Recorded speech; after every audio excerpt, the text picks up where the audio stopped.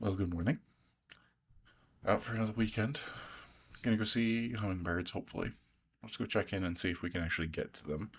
And if so, great. And if they haven't hatched, great. And then I'll just walk around and do the same thing I did last week. Still photos and video from my cameras. Good stuff. Let's go.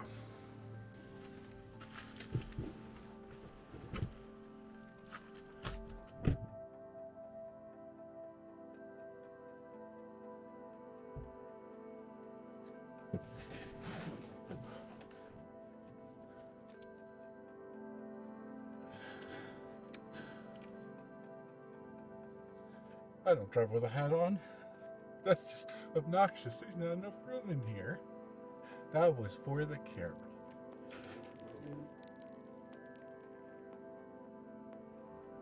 Well, it seems to be open.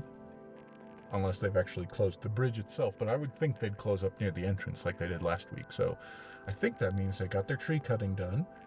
The bridge is not underwater, and we're gonna go walk around and see what we can see. Go ahead and load up.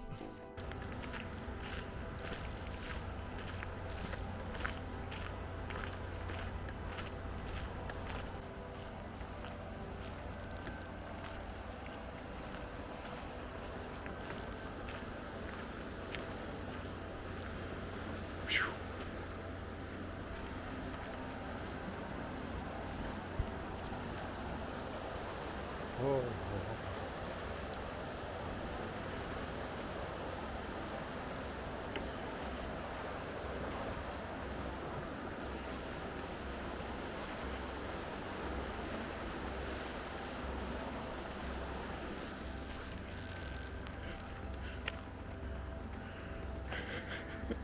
This is usually a path.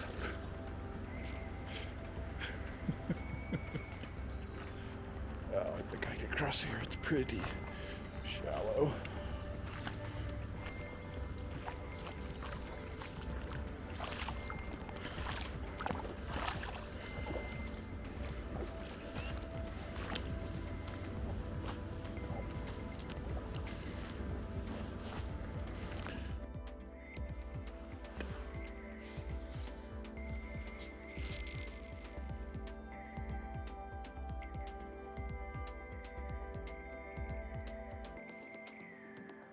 My guy last week said they were going to cut trees around the water, and this is not around the water. And they came back here and cut a bunch of trees that were here this week. The hummingbird nest is gone. I don't know if it got knocked out of the tree or she got scared and flew off. I wouldn't doubt it, considering all the noise that it would make with the machinery they brought back here to cut down these trees. But it's gone. That is a bummer. Maybe they hatched and flew away in 2 weeks. We're gonna go with that.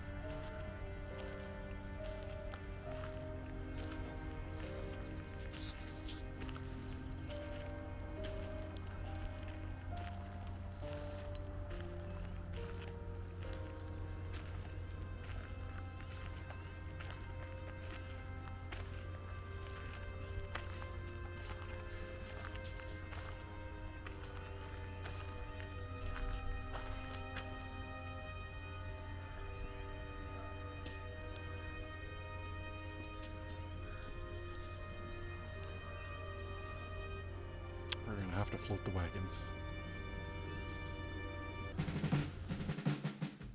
Well, still a good time out. A couple hours. There is no one at the park. There will not be anyone at the park, I'm sure, unless they are wanting to cross the river.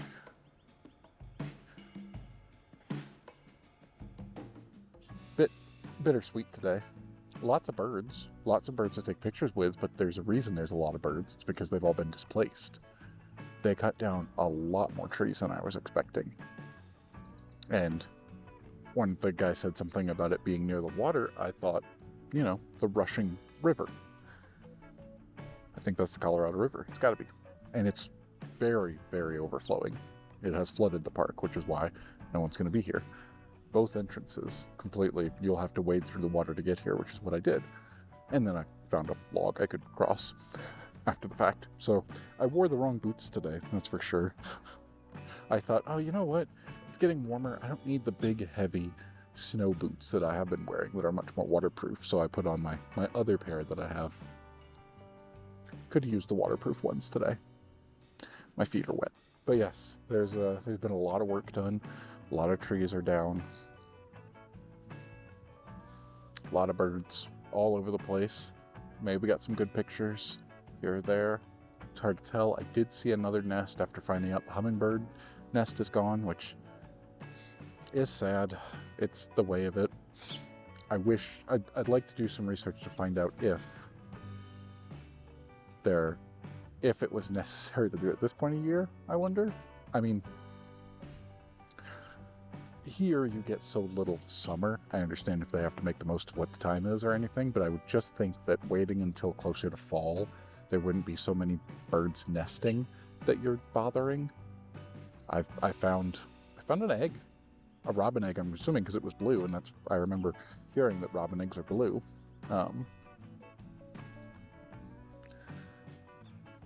Yeah, just walking along, something blue on the ground, and went, oh. So I took some pictures of that.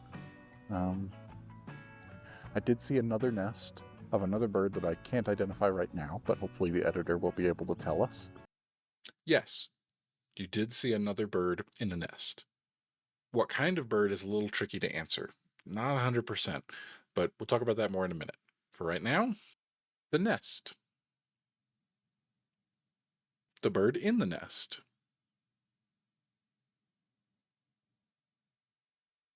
And from another angle later in the day. And I actually wound up piecing together a little bit of, as I walk further along, it's been several hours now, and I got all the way back towards the entrance, and I saw a bird in the tree grabbing something, which made me go, what is that? And then I looked and wound up getting some video and pictures of it as it's pulling on something, I thought a cobweb, but way too much of it. It's rope. I don't know how old the rope is. I don't know if that's a new rope from when they were doing, it doesn't really look that new, but maybe they used it when they were taking down the trees. There was just rope in a small, maybe a foot or two of rope, and the ends had been completely pulled out, which is interesting. And then I came back around and I'm trying to find that nest. I saw it on one side of a water flooding, and then crossed the other side and couldn't find it, and walked all over. And then I went to the other end of the park, and then I came back and I went, well, one more time, let me go look and see if I can identify where it is. And I kind of went back over towards where I first saw it, and I was able to see it again, and I was able to see the birds. And then I came around to the other side, knowing where it was now in a better location, and looked at it, and the bird lands and is building this nest. It's the same bird. I'm pretty sure it's the same bird building the nest out of the rope strands that it's pulling out. So that was really cool. This is tricky to identify because you can see the bird is very clearly using the strands of rope to build this nest. So gotta be the same bird, but it doesn't really look it. And I think that's just the camera settings. Michael doesn't have them perfect yet. Still new camera, still working on it. Touch more on that next time. But this in particular was extremely dark before editing, and editing it and brightening it up as much as we could without ruining the image, the bird just looks very dark. And even in this one, it doesn't really look the same as this bird here. It's similar, but you can't get that distinct white around the eye. And that was really difficult to identify. You've got it. It's pulling on the strands of this. It's here. We've got very olive colors around it. The tail is kind of sharp looking. These are here are some. There's this one and a couple others that are really clear when it's right there. It's not behind branches or anything. You can see it's got dark legs, the white around the eye, short little sharp beak, kind of white to the body on the underside, but then there's olive around it and dark on the wings and head. Best guess that we've got here is the Tennessee warbler. Not entirely impossible to find around this area. It's not the most common, but it is possible. And I just don't see anything else in the book that matches this closely. I think I can call it confirmed for now until I find something else later. But I've spent a lot of time flipping through the book trying to figure this one out. Tennessee warbler. And it is really pretty. I tried to stay positive, even though it is a real bummer about the hummingbird nest. I don't know when I'll get an opportunity like that again, but I have to kind of convince myself that I understand they were taking down the trees because they were dead and because it could become hazardous if they fall, but it's hard to see that and not be like human intervention destroying something, at least personally to me, that I cared about. It'll be okay. I talked about last week getting the audio out of this camera when I'm doing landscape, and I ordered a little mini shotgun mic to put on top, and I tried it and went, no, that is not a good mic. I mean, it was the cheapest thing I could get, and the reason I bought it was because it's got a little metal housing, and so it's like an inch tall that sits on top of it. I wanted it to be as compact as possible and not have a big shotgun mic or a shock mount for the shotgun mic, because I do have one of those, but it's just big and bulky, and for this to be pocketable and wearing on the harness and carrying around, I wanted it as small as possible, and it works for that. The problem is that it sounds terrible. It is awful. I don't have any problems with it bumping or anything. It's just the lowest quality mic because it was like $27. That's not how you get good audio, but it did lead me down a path of looking up, researching what self noise is, things that I've looked up before and have forgotten because it's been a while for the audio side of things. I gravitate more towards video than audio. And so I was doing research on that and finding out really what I should do is get a recorder. But in the meantime, these that I had at home worked pretty well. I forgot that I wasn't using them. I mean, I was using them. I put them on my computer because I needed a microphone when I'm recording at home, which I'll have to switch out for a different microphone now because now they're out here being used, but they work really well for that. The only reason that I stopped using them, because I got them and they were working great, and then I stopped using them, was because I had a recorder.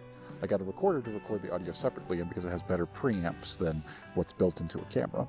The recorder, when I was putting it on this camera, really did not play well with this. It was creating all kinds of interference and making the footage completely unusable. And I solved it temporarily with some aluminum foil and an old compression sock. I cut off a tube sock, cut off the end of that, and then put aluminum foil around it so it would block the radio signals, and that worked. And then I just moved to stop using that recorder like that anyway. Now the recorder is in the bag for when I do video with this.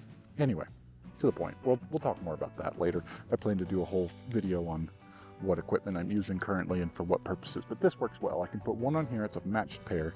As long as I'm not out trying to do it all day, the battery life works okay.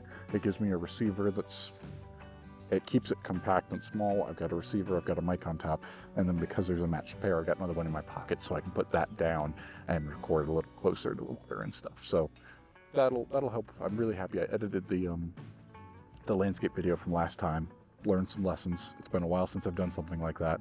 More tripod, less hand holding for steadier footage, more manual focus so I can do things like pulling focus between different objects. It's a work in progress, but I'm pleased with what I've done so far.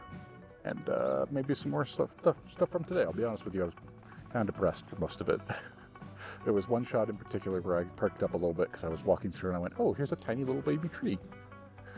Amongst all of these dead trees that have been taken down, there is still life, and everything will regrow. The trees will continue. The birds will be fine for the ones that are alive still, and their babies are unfortunate. This one that just landed. What a tiny little bird right there. Anyway, that's going to do it for today with this. Maybe the editor will tell us what we saw, if there was anything cool. Until next time.